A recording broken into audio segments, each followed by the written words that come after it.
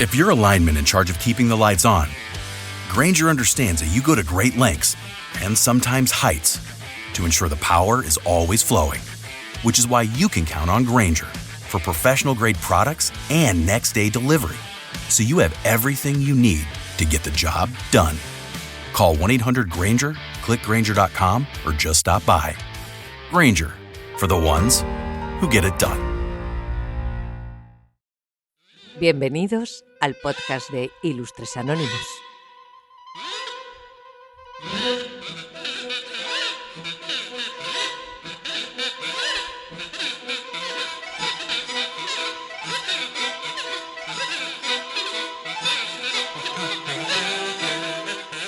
¿Quién inventó la ciencia ficción? Hoy lo tenemos claro, ¿no?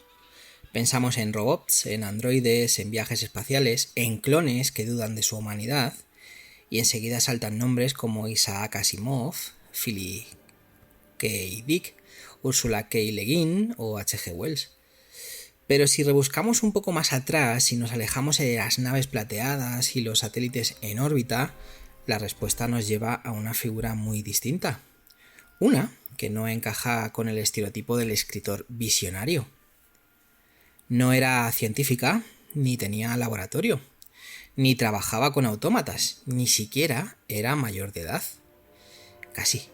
Era una chica de 18 años, británica, de salud frágil, con una infancia marcada por la muerte y un entorno intelectual absolutamente brillante, pero también profundamente machista. La ciencia ficción, esa cosa que luego tendría marcianos, cyborgs y teorías temporales, empezó con una pesadilla, y con una pluma, y con un monstruo hecho de retazos de cadáver. Mary Shelley, ese es su nombre, o mejor dicho, ese es el nombre que durante décadas no aparecía en la portada de su propio libro, porque Frankenstein fue publicado primero de forma anónima, como si el monstruo hubiese nacido por sí solo, como si su creadora fuera irrelevante. Pero Mary no era una escritora más. Era hija de Mary Wollstonecraft, la gran defensora de los derechos de la mujer, y de William Godwin, filósofo, político y pensador radical. Con ese pedigrí intelectual, cualquiera pensaría que Mary creció como una niña mimada entre libros, té y conversaciones ilustradas. Pero no, su madre murió al dar a luz. Su padre se volvió distante, y su educación fue autodidacta, alimentada por su propia obsesión por leer, escribir y entender el mundo. Y luego está Percy Bysshe Shelley, poeta, genio, amante, casado con otra mujer cuando empezó a frecuentar a Mary. Y como si eso no bastara, uno de los hombres más contradictorios del romanticismo inglés. Un defensor del amor libre que no soportaba ser ignorado. Y en ese cóctel emocional, en esa mezcla de soledad, deseo y reflexión, Mary Shelley inventó una historia que cambiaría la literatura para siempre. En una noche de tormenta, en una villa suiza, con Byron declamando versos y Polidori escribiendo sobre vampiros. No se trataba solo de contar una historia de miedo. Se trataba de hacer una pregunta incómoda. ¿Qué pasa cuando el ser humano se cree Dios? Porque Frankenstein no es solo una novela gótica. Es el nacimiento de un nuevo tipo de relato, uno donde la ciencia no es mágica, sino peligrosa, donde el creador no es un héroe, sino un cobarde, y donde el monstruo, quizá, sea o es el único personaje con verdadera humanidad. Así que sí, hoy vamos a hablar de Mary Shelley, de su vida, de su monstruo, de su tiempo, pero también vamos a hablar de nosotros, de cómo seguimos creando cosas sin pensar en sus consecuencias, de cómo la ciencia y la tecnología nos llevan siempre un paso más allá, aunque no sepamos muy bien hacia dónde. Y todo eso, empezó con una adolescente embarazada, silenciosa, con más inteligencia que espacio para expresarla, y con una imagen en la cabeza que la perseguiría para siempre. Un cuerpo muerto que vuelve a la vida. Pues habiendo dicho esto, empecemos.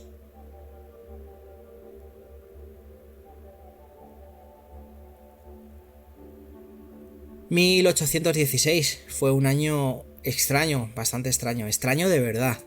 Uno de esos años que parecen no tener explicación hasta que la ciencia mete la nariz. Porque ese verano, si es que se le puede llamar así, fue un verano sin sol, sin calor y sin luz. Un verano fantasma. ¿La causa? Una explosión en el otro lado del mundo. El volcán Tambora, en lo que hoy es Indonesia, había hecho erupción el año anterior. Y no fue una erupción cualquiera, fue una de las más potentes de toda la historia registrada. Lanzó a la atmósfera una cantidad descomunal de ceniza que cubrió el cielo, alteró el clima y provocó una caída global de temperaturas. Y no es ciencia ficción, es geología. Las consecuencias fueron devastadoras. Cosechas arruinadas, hambre en media Europa, lluvias constantes, cielos grises durante meses. Aquel año la naturaleza parecía haberse enfadado y la gente lo notó. Hablaban de un invierno interminable, de una especie de apocalipsis climático. Algunos incluso pensaron que era el juicio final. Pero mientras el mundo rural pasaba hambre, la aristocracia hacía las maletas y buscaba paisajes románticos donde lamentarse de lo mal que estaba todo. Y así fue, como en plena anomalía atmosférica, un grupo de británicos intensos, ricos y artísticamente desbordados decidió pasar el verano junto al lago de Ginebra. La idea en sí no era mala: aire puro, vistas alpinas, conversación elevada. El problema fue el tiempo, porque la lluvia no cesaba, y aquellos veraneantes no eran los típicos turistas ingleses con paraguas y buen talante. Eran poetas, eran pensadores, eran, siendo sinceros, eran un poco drama queens. En la famosa villa Diodati se reunieron 4 personajes que, sin saberlo, estaban a punto de marcar un antes y un después en la historia de la literatura. Primero, Lord Byron, aristócrata, poeta, escandaloso, guapo, rico y con un ego del tamaño del Imperio Británico.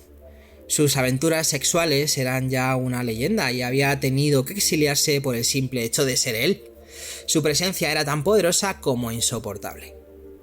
Le acompañaban su médico personal, John Polidori, un joven inteligente con ínfulas de escritor y una inseguridad del tamaño de su maleta.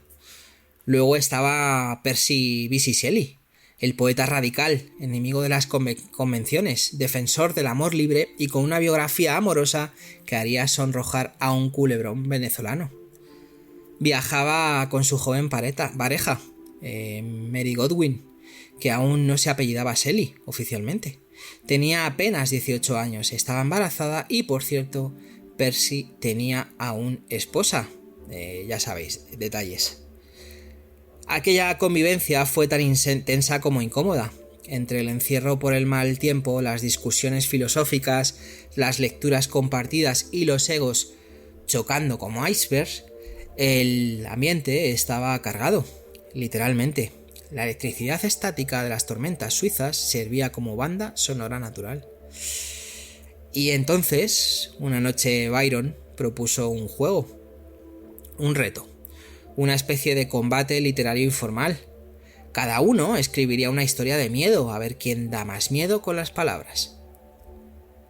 Era una provocación elegante, y claro, nadie quería ser menos. Byron garabateó algo. Shelley empezó algo profundamente simbólico, como era su estilo. Polidori se lanzó con lo que acabaría siendo el vampiro, una historia que marcaría el inicio del arquetipo moderno del noble seductor no muerto. Y Mary se quedó totalmente en blanco. Durante días, nada. Observaba, escuchaba, callaba, pero no se quedaba quieta. Iba recogiendo piezas, las conversaciones, por ejemplo, sobre electricidad, las teorías de Galvani y el galvanismo, esa idea de que se podía estimular un cuerpo muerto con descargas, los debates sobre el alma, la moral, el progreso, todo eso iba formando un rompecabezas en su cabeza. Y entonces llegó el sueño. Una visión, una pesadilla. Ella la describió años después con precisión. Vi, con los ojos cerrados pero con una visión mental intensa, a un pálido estudiante de artes profanas arrodillado junto a la cosa que había ensamblado. Vi al horrible fantasma de un hombre tendido y luego, por la acción de algún motor poderoso, mostrar signos de vida y moverse con un movimiento inquieto, medio vital. Eso fue todo. Una imagen, un científico, un cuerpo, un despertar no deseado. No había castillos, ni cementerios, ni gritos, solo la conciencia de haber hecho algo irreparable. Aquella noche, en la orilla de un lago suizo, en una villa cerrada por la lluvia y abierta al intelecto desatado, nació Frankenstein. No con relámpagos, sino con una intuición. Mary no solo estaba participando en un juego de miedo, estaba abriendo una puerta.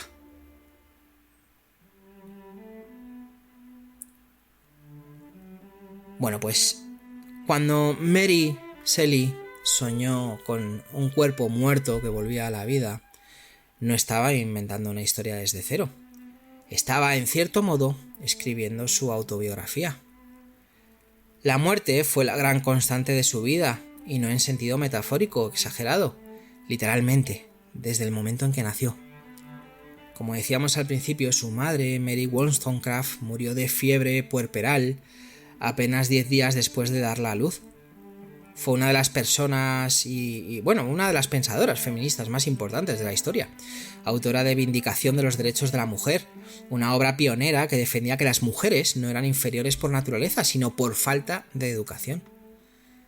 Mary no la conoció, pero vivió toda su vida bajo su sombra, una sombra que pesaba, porque su madre era admirada, reverenciada, y al mismo tiempo era el fantasma que siempre faltaba. Su padre, William Godwin, también era un intelectual radical, filósofo político, ateo convencido, defensor del anarquismo, pero como padre no estaba a la altura de sus ideales. Tras la muerte de Mary Wollstonecraft, Godwin cayó en la tristeza y la inestabilidad económica, y cuando volvió a casarse, la nueva madrastra de Mary no tardó en dejar claro que ella no tenía lugar allí. Esto suele pasar. Mary fue desde muy joven una criatura solitaria. Se refugiaba en los libros, en los jardines, en los cementerios. En los cementerios es que era literal. Le gustaba leer y escribir sentada junto a la tumba de su madre, como si buscara un contacto que nunca pudo tener, como si el duelo fuera una conversación interminable. Y entonces, a los 16 años, conoció a Percy Shelley. Shelley no era cualquier poeta, hablando de él. Era un joven aristócrata rebelde, expulsado de Oxford por escribir un panfleto a favor del ateísmo y convencido de que la sociedad debía reinventarse desde la libertad absoluta. Tenía carisma, tenía ideas incendiarias, tenía una esposa y un hijo, y tenía una habilidad peligrosa para fascinar a las mujeres jóvenes con su verbo inflamado y su desprecio por las normas. Mary se enamoró de él, además lo hizo perdidamente, y Shelley se enamoró también de ella y de su legado intelectual, porque para él Mary no era solo una joven atractiva, era la hija de Wollstonecraft y Godwin, era una heredera de la Revolución Ilustrada, era, en cierto modo, su musa perfecta. Huyeron juntos literalmente en plena noche. Mary, Percy y Claire Claremont, la hermanastra de Mary, otro personaje bastante peculiar, ambiciosa, emocionalmente inestable y también fascinada por el círculo de los poetas románticos. La fuga, pues imaginároslo, fue un escándalo. Shelley abandonaba a su esposa embarazada, Mary era menor de edad, viajaron por Francia, por Suiza, por Italia, con poco dinero, muchos libros y una relación intensa, inestable y cada vez más marcada por las pérdidas. Porque ahí empieza la otra gran tragedia de Mary, la muerte de sus hijos. Tuvo 4 hijos con Percy Shelley. Solo uno sobrevivió. El primero murió a las 2 semanas. El segundo, Clara, murió en Roma con menos de un año. El tercero, William, murió de malaria en Italia. Solo Percy Florence, el último, vivió hasta la edad adulta. Y es que imagínatelo, 3 hijos muertos antes de los 25 años, uno tras otro, uno más pequeño que el anterior. Y tú tan joven, tan rota por dentro, escribiendo historias sobre criaturas perdidas, sobre seres que nacen y mueren en la sombra, sobre padres ausentes, irresponsables o directamente crueles. Y mientras tanto, pues más tragedias. Su hermanastra Fanny, hija ilegítima de Mary Wollstonecraft, se suicidó en una posada, dejando una nota desgarradora. Poco después, Harriet, la esposa abandonada de Shelley, también se quitó la vida, además embarazada. Suicidio por ahogamiento. Cada muerte era un espejo, cada pérdida una culpa. Mary vivía rodeada de intelectuales que hablaban de libertad, de revolución, de arte, mientras las mujeres a su alrededor morían por abandono, por soledad, por desesperación. Era como vivir en un poema trágico escrito por otros, donde ella no tenía derecho a cambiar el final. Y sin embargo escribía. En medio de todo eso, los partos, los entierros, las discusiones con Shelley, la pobreza intermitente, los viajes inestables, Mary seguía escribiendo. No solo Frankenstein, sino diarios, cartas, apuntes, reflexiones. Su mente no paraba. Su dolor se traducía en tinta. Y ojo, no era fácil ser mujer escritora en esa época, ya era complicado.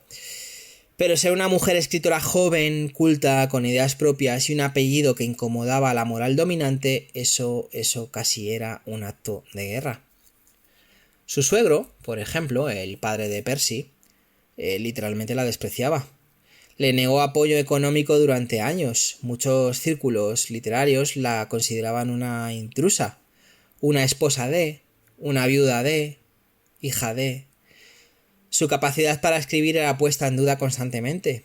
Algunos llegaron a insinuar que Frankenstein lo había escrito Percy Shelley y que Mary solo había firmado. Y a pesar de todo eso, de todo ese entorno hostil, trágico, doloroso, Mary Shelley sobrevivió. Escribió, pensó, imaginó y puso sobre la mesa la pregunta más ambigua y antigua de todas. ¿Qué significa crear vida? Bueno, pues aquí ya tenemos a Mary. Su vida, su bagaje, todo su contexto, ¿no? Bueno. Decir que Mary Shelley escribió Frankenstein es quedarse corto. No lo escribió, lo gestó, lo parió. Lo alimentó con sus miedos, con su dolor, con su inteligencia feroz y su capacidad de observación. Lo crió en la oscuridad de la pérdida, en el silencio de la incomprensión, y lo lanzó al mundo como quien lanza una botella al mar, con la esperanza de que alguien algún día entienda lo que hay dentro. Porque Frankenstein, más allá de los clichés, más allá del monstruo con tornillos en el cuello que Hollywood nos metió hasta en la sopa, es una obra profunda, filosófica y casi existencial. Y empieza, como ya sabemos, con una pesadilla, una imagen fugaz en la mente de Mary, pero cargada de simbolismo. Un joven científico arrodillado junto al cuerpo que ha ensamblado, horrorizado al ver que cobra vida. Es el reverso oscuro del Génesis. No hay luz, no hay ángeles ni voluntad divina, solo el temblor de un ser humano enfrentado a las consecuencias de jugar a ser Dios. Mary empezó a escribirlo al poco tiempo de aquella noche en Suiza, y lo terminó en menos de un año. Lo publicó en 1818, tenía 20 años, 20, y lo hizo de forma anónima. ¿Y por qué? Porque era mujer, porque el mundo literario, por muy progresista que se creyera, seguía siendo un coto cerrado de varones, porque una obra tan audaz, tan violenta, tan filosóficamente ambiciosa no podía, según la crítica, haber salido de una pluma femenina. Y ojo, sin embargo, ahí estaba. Un relato construido como un juego de muñecas rusas, una carta dentro de otra carta, un relato dentro de otro relato, una criatura que habla, razona, sufre y se venga. Y un creador, Víctor Frankenstein. Sí, el científico se llama Víctor. El monstruo realmente no tiene nombre. Víctor Frankenstein, que realmente huye de su responsabilidad, incapaz de amar lo que ha creado.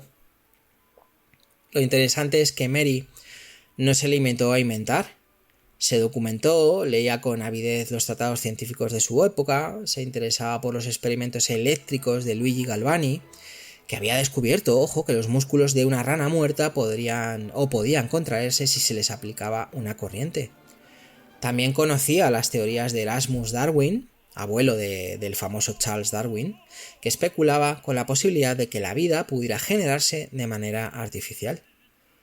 La ciencia, en el siglo XIX, no era una disciplina fría y académica, era un territorio casi mágico, donde aún era posible que un rayo devolviera la vida a un cuerpo, donde los límites éticos eran difusos, donde los experimentos se hacían con cadáveres robados, y donde la pregunta no era solo ¿podemos hacerlo?, sino ¿debemos hacerlo? Eso era Frankenstein. Y ojo, he dicho que un rayo siglo XIX, que un rayo pudiera devolver la vida a un cuerpo. Bueno, no es un rayo, pero hoy por hoy las palas que se utilizan para cuando hay una parada cardíaca, lo que hacen al fin y al cabo es meter una descarga eléctrica. O sea que tan equivocados no estaban. Bueno, Frankenstein. Un libro profundamente moderno, porque no plantea la clásica historia del bien contra el mal. Plantea algo mucho más perturbador. ¿Y si el monstruo no es el que parece? ¿Y si el verdadero villano es el creador que abandona, que niega, que se desentiende? El monstruo de Mary Shelley no es un bruto sin cerebro, a pesar de lo que nos quieran decir. Es sensible. Aprende a hablar. Lee a Milton. Lee El paraíso perdido y se identifica con Satanás, con el ángel caído, con el marginado, con el ser que no pidió nacer. Y cuando pide una compañera no lo hace por vicio ni por lujuria, lo hace por soledad, por necesidad de afecto, por pura desesperación. Su creador se la niega, y ahí es cuando se desata la tragedia. Es una obra que incomoda, que invita a la empatía hacia el otro, hacia el rechazado, hacia el que no encaja, y que por tanto resulta más peligrosa que cualquier historia de fantasmas. Y claro, evidentemente eso no gustó. Ojo, hubo quien la alabó, sí, pero muchos se escandalizaron. Demasiado cruda, demasiado masculina, demasiado científica. Incluso hubo críticas que se negaban a creer que una mujer pudiera haberla escrito. Percy Shelley, que sí la apoyaba, aunque con ciertos matices, escribió el prólogo original. Algunos críticos usaron eso para afirmar que la novela era suya, que Mary era apenas un nombre en la portada, cuando de hecho su nombre ni siquiera estaba en la portada de la primera edición. No sería hasta 1823 que se publicó una edición con su nombre, 5 años después, y solo porque la obra había triunfado, había resistido, como el monstruo. Porque Frankenstein, al igual que su criatura, sobrevivió a sus creadores, a sus prejuicios, a sus malas lecturas. Y como toda buena obra fue adoptada, deformada, reinventada, la criatura pasó de ser un trágico ser a un icono de feria. Del discurso de Milton al monstruo que conocemos, ¿no?, cinematográfico. De la filosofía a la cultura pop. Pero el corazón del libro sigue latiendo, sigue preguntando, sigue incomodando. Porque no trata solo de ciencia, trata de responsabilidad, de abandono, de rechazo de lo que hacemos y de lo que no queremos asumir después. Y Mary Shelley, con solo 20 años, se atrevió a lanzar esa bomba ética en plena era industrial. Ojo, no es poca cosa. Bueno, pues ese es el contexto, eso es lo que se encuentra Mary al publicar su obra, al publicar su hijo literario, como decía al principio. Bueno, tras publicar Frankenstein, Mary Shelley no desapareció, estaría bueno, no fue un relámpago pasajero ni una autora de un solo libro, pero su vida, es cierto, como siempre, estuvo marcada por la pérdida. Después de aquella publicación, la pareja Shelley siguió viajando por Europa, sobre todo por Italia, siempre con poco dinero, con enfermedades constantes y con la amenaza latente de una tragedia más. Y en 1822, esa amenaza se hizo realidad. Percy Bysshe Shelley murió ahogado en una tormenta en la costa de Viareggio mientras navegaba. Tenía solo 29 años. Cuando recuperaron su cuerpo días después, estaba tan desfigurado que solo lo reconocieron por los libros que llevaba en los bolsillos, Keats y Sófocles. Así de poético era incluso al morir. El funeral fue digno de la mitología griega. Lo quemaron en la playa. Lord Byron estaba presente y según la leyenda, lo que se cuenta, que probablemente seguro es eso, leyenda, el corazón de Shelley no se quemó del todo. Mary lo conservó durante años envuelto en un pañuelo de seda. Y ahí empieza otra etapa de su vida, la de viuda.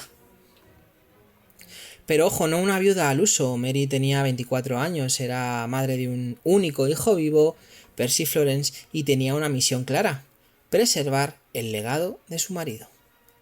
Editó sus obras, escribió sus biografías, corrigió sus textos, luchó por mantener su figura viva, incluso cuando la familia de Percy la despreciaba. Se convirtió en la primera gran biógrafa del romanticismo, pero sin firmar como tal. Como tantas otras veces, su trabajo era brillante, pero prácticamente invisible. Y sin embargo, no dejó de escribir. Publicó novelas como Valperga, The Last Man, Lodore y Faulkner, especialmente interesantes The Last Man, donde imagina un futuro posapocalíptico asolado por una plaga. Es posiblemente una de las primeras novelas distópicas modernas, pero fue ignorada en su tiempo. Se tachó de incomprensible, de poco realista, hasta que en el siglo XX, con sus pandemias y guerras mundiales, la rescató y la reconoció como visionaria. Así fue casi toda su carrera posterior. Un talento enorme, una voz potente, pero siempre a la sombra de Percy, a la sombra de Lord Byron, a la sombra de su propio monstruo. Porque Frankenstein creció más allá de ella, ¿no? De ella misma. La criatura escapó de su control, empezó a tener vida propia. El teatro la adaptó, luego el cine, luego la televisión. Cada versión alejaba más al monstruo de su esencia original. Y con cada nueva deformación el nombre de Shelley se diluía. Pero ella, a pesar de todo esto, siguió adelante. Nunca se volvió a casar. Educó a su hijo, vivió con modestia, escribiendo artículos, traduciendo obras, manteniéndose intelectualmente activa en un entorno que rara vez la reconocía como la autora que era. Murió en 1851, a los 53 años, de un tumor cerebral. En sus últimos años, ya enferma, había empezado a recuperar algo de reconocimiento, pero no fue hasta mucho después, siglo XX, feminismo mediante, que Mary Shelley fue rehabilitada como lo que de verdad fue, una pionera. La madre fundadora de un género entero. La primera persona en escribir una obra de ciencia ficción como tal. No de fantasía, ojo, no de terror gótico, sino de ciencia especulativa con una carga ética, moral y política. Su legado va más allá de un libro. Es un símbolo. Un símbolo de cómo las mujeres han sido borradas, ninguneadas, firmadas por otros. Un símbolo de cómo la creación puede ser un acto de supervivencia. Un símbolo de cómo el monstruo que tenemos y que tememos no siempre está en el laboratorio. A veces está en el salón, a veces en la crítica literaria, a veces en el olvido.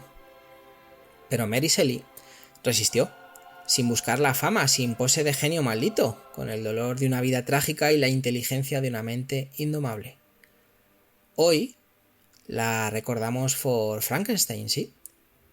Pero ojalá algún día la recordemos también por todo lo demás, por su pensamiento, su estilo, su visión, por su capacidad de ver el futuro a través de los ojos de una criatura solitaria. Una criatura que solo quería ser amada, como ella.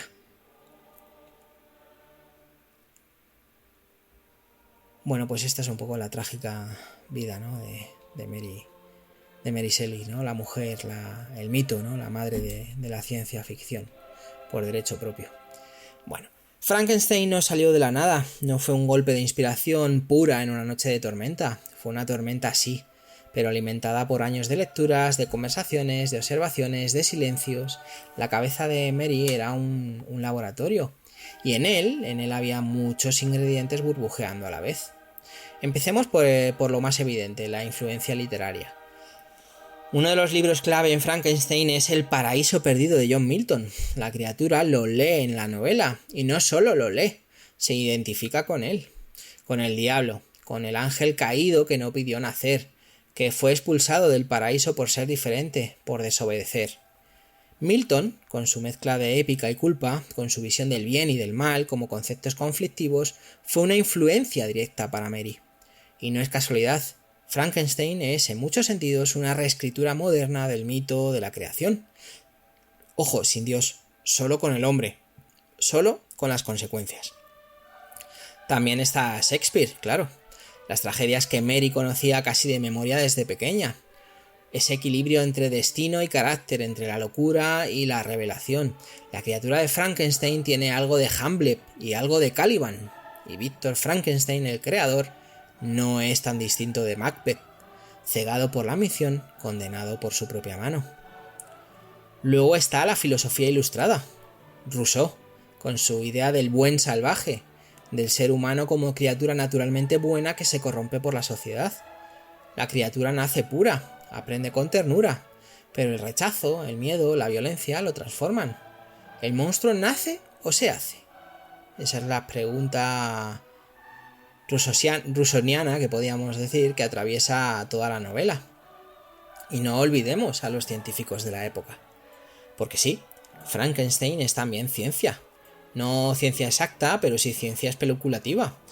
Mary había leído, o por lo menos había escuchado hablar, de Luigi Galvani, el hombre que descubrió que aplicar electricidad al nervio de una rana muerta, como decía antes, hacía que sus patas se movieran. Lo llamó galvanismo. Su sobrino, Giovanni Aldini, fue más allá. Hizo demostraciones públicas con cadáveres humanos de esto mismo. Aplicaba corriente a un ahorcado y el cuerpo se contraía. Abría los ojos, levantaba el brazo. La gente gritaba literalmente. Algunos creían que de verdad lo estaba resucitando. Ese era el mundo en el que Mary Shelley vivía. Un mundo donde la electricidad era magia, donde los médicos robaban cuerpos de cementerios para experimentar, donde aún se pensaba que la chispa de la vida podía venir de fuera. Y a eso le sumamos otro detalle. Mary era una lectora precoz y autodidacta. Su padre le permitía acceso libre a su biblioteca. Leía a los clásicos griegos, a los romanos, a los enciclopedistas franceses. Con 14 años, su bagaje intelectual ya era más rico que el de la mayoría de hombres adultos de su época. Eso sí, siempre a escondidas, siempre en silencio, siempre en la sombra. Otra influencia menos obvia, pero igual de potente, era la estética gótica. Mary había crecido en un mundo donde las ruinas, los cementerios, las tormentas, los castillos abandonados y los retratos familiares eran parte del imaginario. El gótico no era solo un género literario, era una forma de mirar al mundo.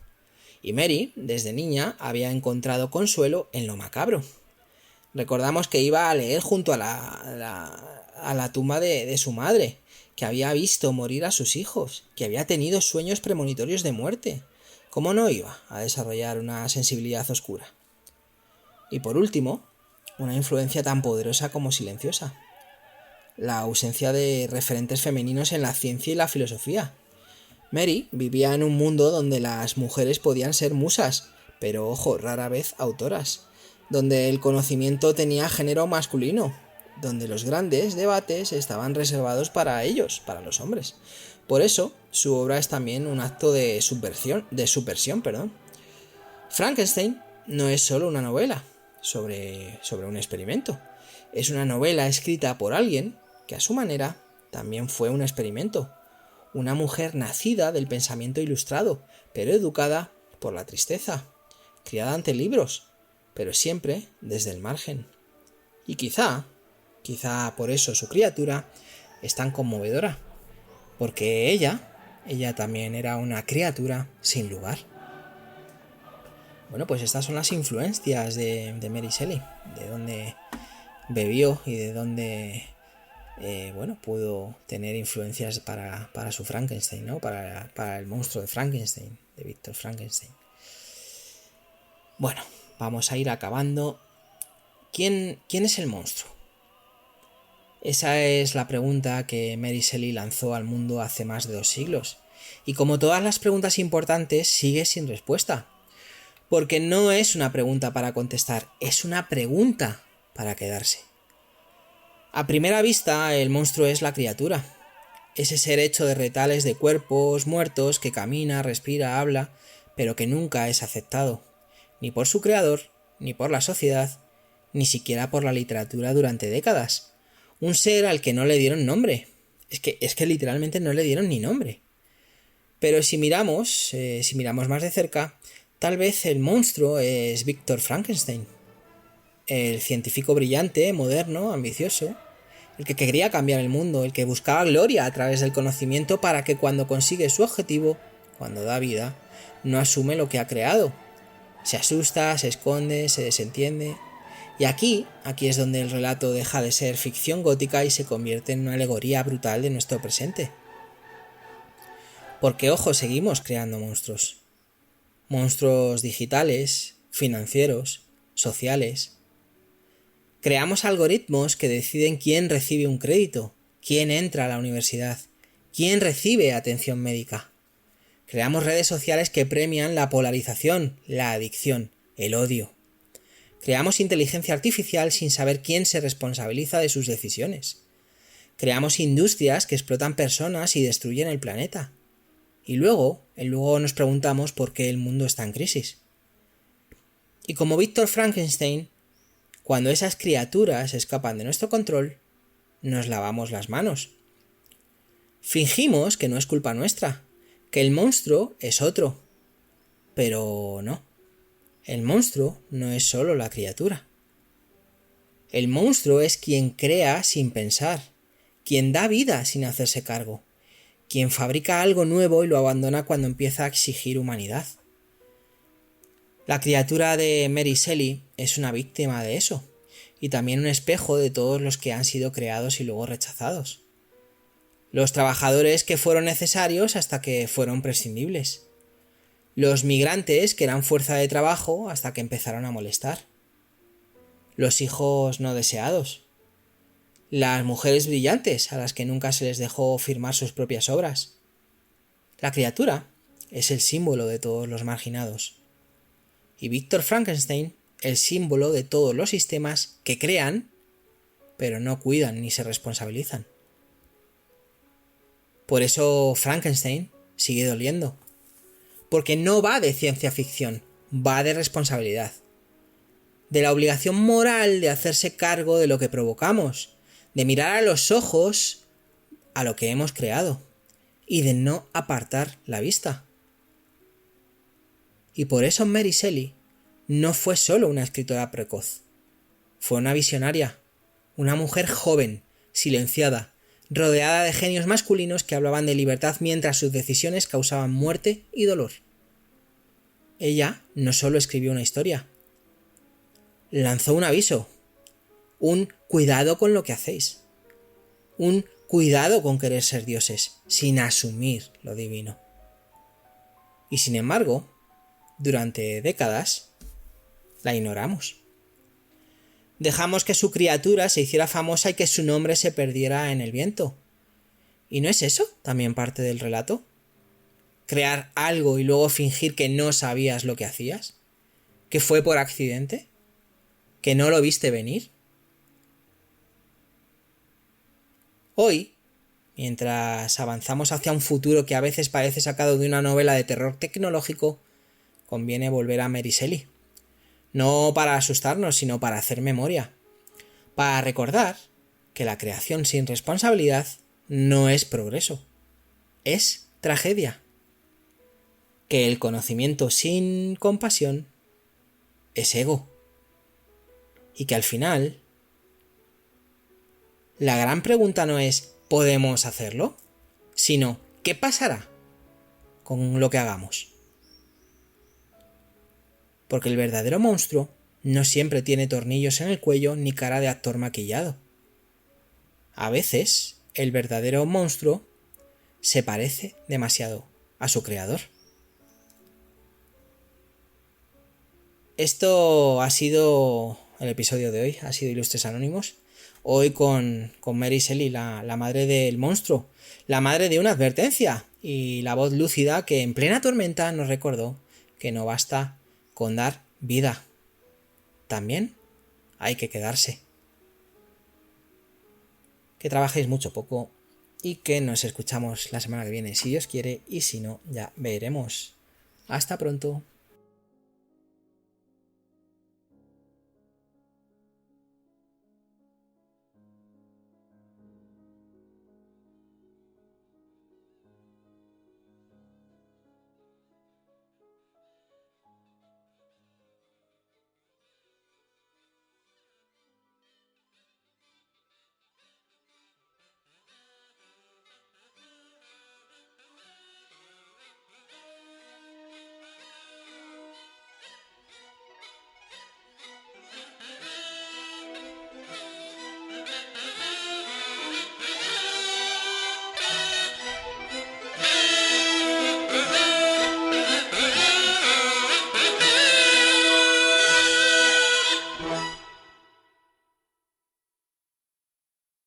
Desde 1983, Nissan ensambla vehículos premiados para ti aquí en Estados Unidos. Y este verano, estamos comprometidos a mantener nuestra línea accesible y libre de nuevos aranceles.